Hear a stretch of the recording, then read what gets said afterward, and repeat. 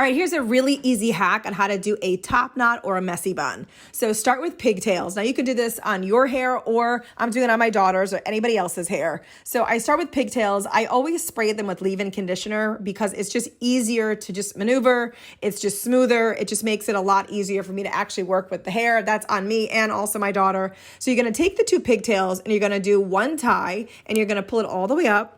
And then you're gonna do an additional tie, but you're gonna make sure this tie ends on top, just like I'm doing. I pulled it up, pull that tie down, and then I always have a hair tie right on my wrist. And while I tuck in the ends of the tails of the pigtails, I take that hair tie and I wrap it around twice, both of them.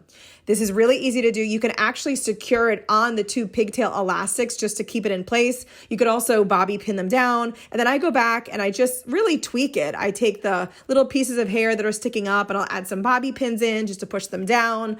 I'll actually make the top knot or messy bun a little bit messier, or just, again, play with it any way that you want to play with it to make it work for you. But this one really stays in. I've done a lot of top knots. I've done a lot of messy buns. There are so many great and easy ways to do it. This is one of my favorite ways, especially when it comes to my daughter, because this is just, again, an easy way to get that quote unquote perfect top knot or messy bun. Now I'm using in her hair, this is the Hairitage, this is the leave-in conditioner. It smells amazing. So if you're looking for one, I do recommend this one. I think it's great. And again, I just want to show you the different sides. You know, again, this is what it looks like when you look down, that top knot, and then on the right and the left side. So definitely let me know if you try this. Would love for you guys to give us a thumbs up. Thanks for watching our videos, and don't forget to subscribe. We pop up new hairstyles and tutorials every single day. Thanks so much for watching. Have a great day.